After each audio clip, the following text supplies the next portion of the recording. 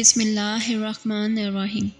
اللہم صلی علی سیدنا محمد وعلی آلہ وصحبہ وبارک وسلم علیہ۔ ایک مرتبہ حضور صلی اللہ علیہ وآلہ وسلم تشریف فرما تھے اور حضرت ابو بکر صدیق رضی اللہ تعالیٰ عنہ بھی ساتھ ہی تشریف فرما تھے۔ اتنے میں ایک شخص آیا اور حضرت ابو بکر صدیق رضی اللہ تعالیٰ عنہ سے کچھ تلخ لہجے میں بات کرنے لگا۔ حضرت ابو بکر صدیق رضی اللہ تعالیٰ عنہ خاموش رہے اور اس کی کسی بات کا جواب نہیں دیا،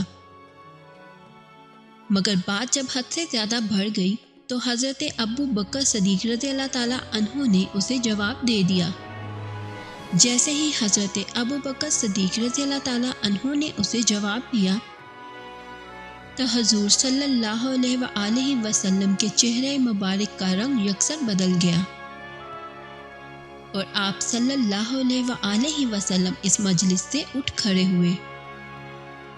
حضرت صدیق رضی اللہ تعالیٰ عنہ نے عرض کیا، اے اللہ کے رسول، جب تک وہ کہتا رہا آپ سنتے رہے، جب میں نے جواب دے دیا تو آپ ناراض ہو گئے اور اٹھ کھڑے ہوئے۔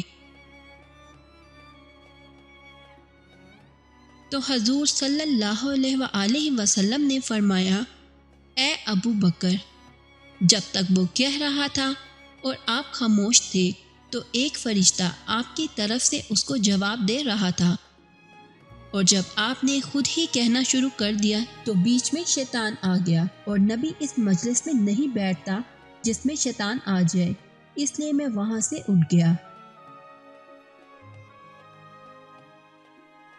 صبر کرنے والوں کا اجر کبھی بھی ضائع نہیں ہوتا۔ اللہ رب العزت بڑا ہی قدردان ہے، وہ کبھی بھی انسان کا صبر و تحمل ضائع نہیں ہونے دیتا، اس لیے اپنے اندر صبر، تحمل اور برداشت کی صفت پیدا کرنی ہے۔ اب تو طبیعتیں اور مزاج بالکل ہی بگڑتے چلے جا رہے ہیں۔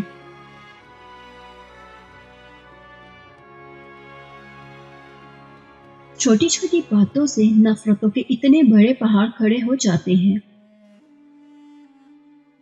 آپ لوگ بھی دیکھتے ہوں گے کہ نفرتوں کی دیواروں کے پیچھے بات بالکل معمولی سی ہی ہوتی ہے، لیکن چونکہ مزاج بگڑے ہوئے ہیں اس لیے ہنستے بستے گھر بھی اجڑ جاتے ہیں، جڑے ہوئے خاندان بکھر جاتے ہیں۔ معمولی سی بات پر باپ بیٹا ایک دوسرے کی شکل دیکھنے سے انکار کر دیتے ہیں۔ چھوٹی چھوٹی باتوں سے میاں بیوی میں طلاق کی نوبت آ جاتی ہے۔ بھائی بھائی آپس میں نہیں ملتے، اسی لیے کہ برداشت اور صبر نہیں رہا، اور اگر تھوڑی سی چوٹ اپنے نفس پر مار دی جائے کہ یہ تو میرا بھائی ہے، اسے میں کچھ بھی نہیں کہہ سکتا، یہ تو میرا خونی رشتہ ہے، یقین جانیے کہ صرف یہ صبر و تحمل آپ کو بہت بڑے مراتب پر پہنچائے گا۔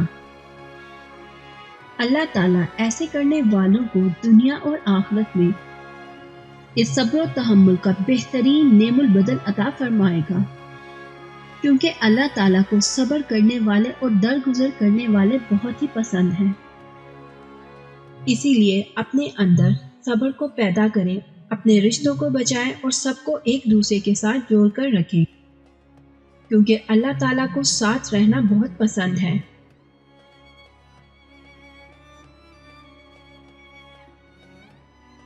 اگر آپ لوگوں کو میری یہ ویڈیو پسند آئی ہو تو اپنے دوستوں کے ساتھ شیئر اور لائک کرنا مت بھولیے گا۔ اس طرح کی مزید اچھی ویڈیوز دیکھنے کے لیے ہمارے چینل کو سبسکرائب کریں۔ ملتے ہیں نیکسٹ ویڈیو میں، اپنا بہت سارا خیال رکھیے گا۔ اللہ حافظ۔